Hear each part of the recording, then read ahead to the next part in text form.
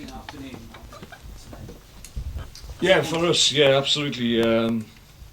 Never got out of the traps, to be perfectly honest. Talked about having a bright start, but that didn't really materialise for us, and unfortunately, a little bit too passive, not aggressive in our defensive work in the final third, and allowed good players opportunities to get shots off when really you need to be blocking and making it more difficult. And every one of the goals, to be perfectly honest, are poor from our point of view. So disappointing in terms of our defensive work in that first half. Second half, slightly better from our point of view. That was more to do with Spurs taking their foot off the gas, in my view. Is there an explanation for it, Mark? You've had a couple of weeks off and you've been away. No, not really. Listen, we expected a lot more than that, to be perfectly honest. I think at times we were just a little bit awestruck, maybe. I don't know. Maybe they just gave a little bit too much respect to good players today, and as a consequence, we were picked off.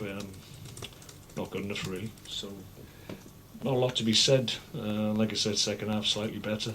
I think we had a good chance when we were just 1-0 down with Crouch's effort that flashed across the goal line. If that had gone in, maybe that would have stirred us from our slumbers, but didn't. And then very quickly the game went away from us, unfortunately. Do you think one of the reasons they might have given them too much respect was because they've been beaten 4-0 by Spurs? Well, maybe they had a few scars from the previous two performances. They shouldn't have.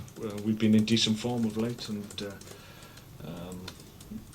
we need to get back to where we know we're capable of. We've got a long week this week. We've got a big game at the weekend at home against Middlesbrough. We need to be significantly better than we were today, which I'm sure we will be. But disappointment is that when we come to these places, actually feel on our day when we're playing well, which, like I said, we've been in decent form.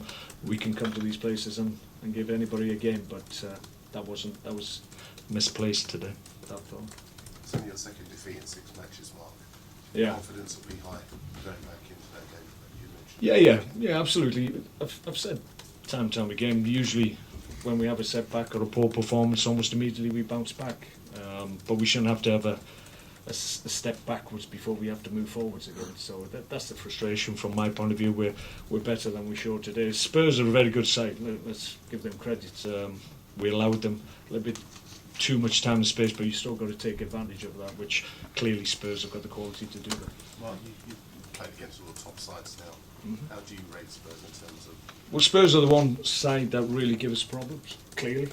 The last 3 games, 4-0, so that's obvious. They've got great movements, they've got technical players, they've got strength as well, and at the top of the pitch they've got a young striker who will get you 20-25 goals a year. More often than not, when he hits the target, it goes in, as we found to our cost today. Well, can you just elaborate on that? I mean, you've not takes to score goals. Can you just elaborate on how good Harry is? Well, he's either taking chances or creating them for other people, or he's involved in the creation of chances for him. And he's always involved at the sharp end, and more often than not, he's got great movement around him, I have to say, and that movement causes consternation sometimes in opposition defences, and he benefits from that. But he's playing in a good team, and he's a good player, and when it all clicks, then very difficult to stop when they're in that kind of form.